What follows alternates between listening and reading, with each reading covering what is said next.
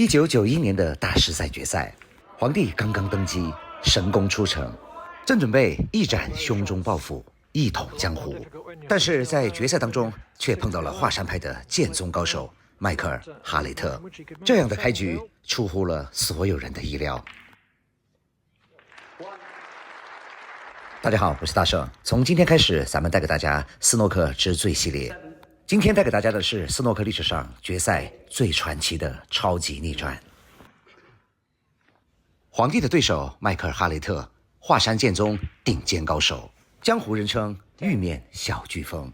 1988年首次闯入大师赛决赛，碰上了内功修为已臻化境的老球王斯蒂夫·戴维斯，一套太极剑5将下来，打了迈克尔·哈雷特一个9-0。经此一役，哈雷特闭关不出，潜心修炼，3年之后卷土重来。虽然因为机缘巧合未能习得独孤九剑，但是凭借自身的过人天赋，已将本门功夫练至化境。一招白虹贯日是他的成名绝技。这次重出江湖，是将皇帝斩于剑下，以雪3年之前临风之耻。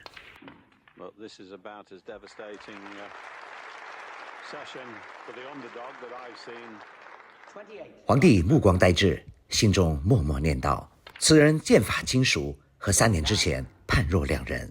想那石壁上白手太玄经的功夫，本人才习得2成。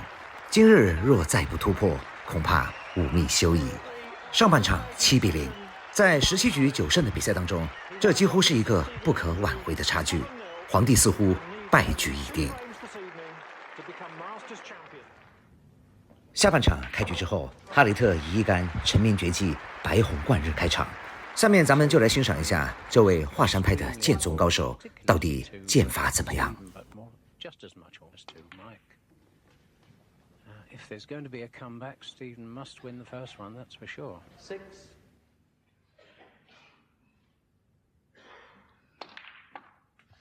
7. Yes, I think I would agree with you, Jack, but again, Stephen really hasn't made any unforced error this first round. Brilliant first pot from Mike Hallett, and 14. the balls are situated very nicely here. 15. 22. 23.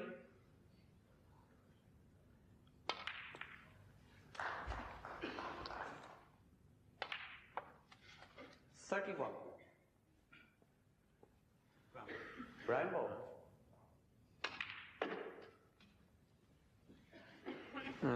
大圣的评价是刚猛有余，而灵动不足，就是这细微的瑕疵给了皇帝一丝喘息之机。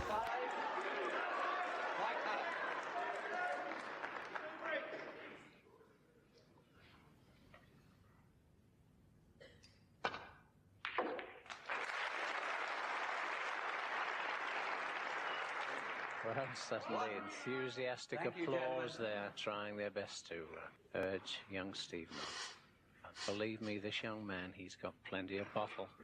He won't lay down.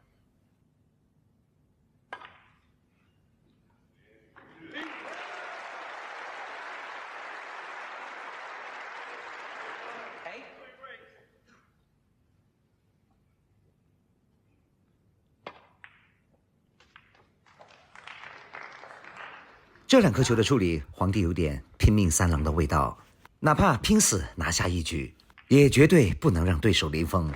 毕竟去年才刚刚登顶克鲁斯堡，如果被这样一位名不见经传的对手送上一个鸭蛋的话，今后还怎么一统江湖15.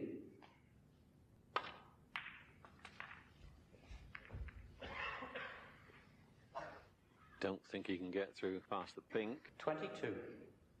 If he plays that one, he's going to have to play it with a touch of left-hand side, and it's always a bit tricky.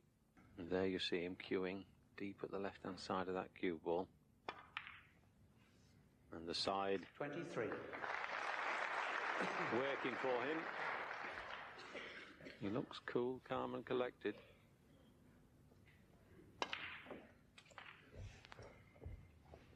30.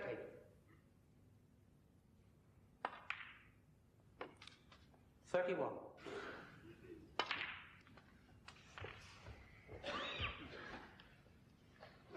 37. 38. 44. 45.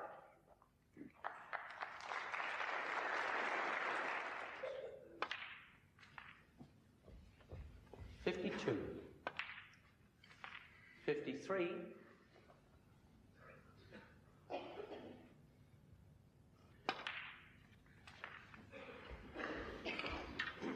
，needs both these reds.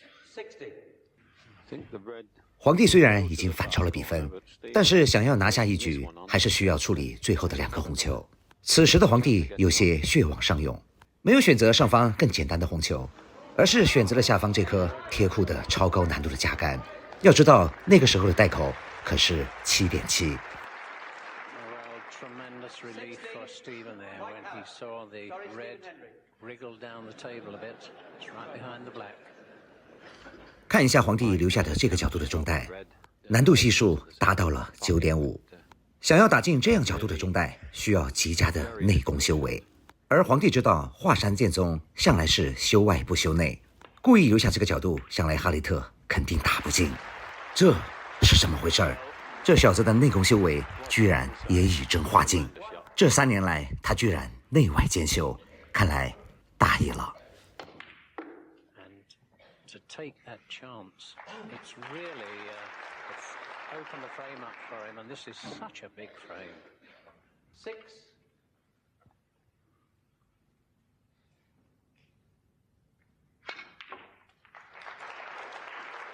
So now the colours on their spots.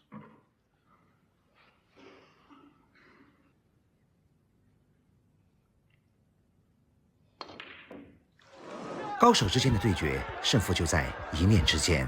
你内外兼修也就算了，他们居然还修了运气。Amazing. Well, that's the run of the balls. 此时的皇帝心中已经万头神兽奔过，这你让我还怎么玩？ 4. Mike Hallett. And to go get the cue ball in the Both pocket, players will my agree to goodness act me. like gentlemen. The only request they make is that you act like gentlemen as well. Keep quiet. Well, there's a comment by John Street there asking for a little silence. And Stephen must be extremely disappointed there.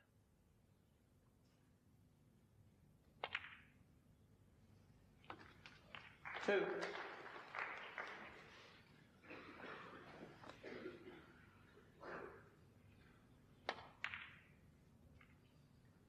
5.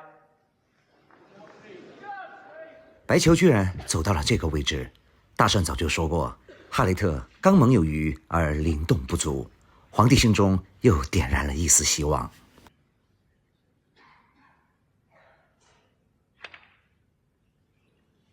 居然连架杆也练到了这个境界。此刻皇帝的心中已经万念俱灰，今日吾命休矣。 9.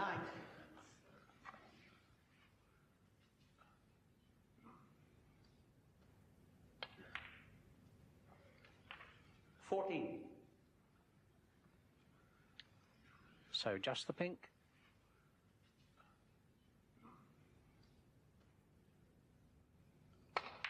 这是什么情况？正所谓山重水复疑无路，柳暗花明又一村。看来哈雷特的心中还是多了那么一丝杂念。 Well, if Stephen pops the pink here, it's going to go automatically behind the black. It's all about the pink.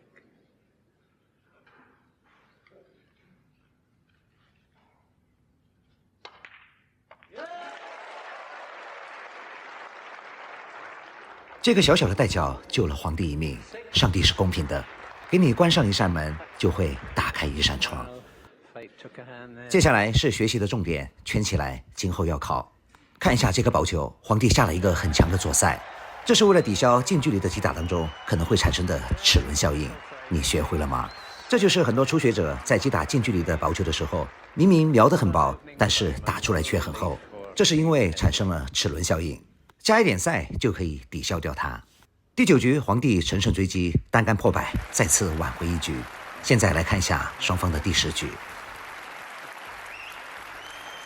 这颗大角度的黑球还是有相当的难度，哈雷特能否排除心中的杂念，率先拿到赛点？哈雷特没有犹豫，一击致命，率先拿到了7个赛点。皇帝已经被逼到了悬崖边上。欲知后事如何，且听下回分解。明天的绝地反击更加紧张刺激。今天的斯诺克之最就为大家带到这儿，明天将继续带给大家斯诺克历史上最伟大的逆转。回顾大师高光时刻，关注大圣撞球频道，经典永流传。谢谢您的观看，我是大圣。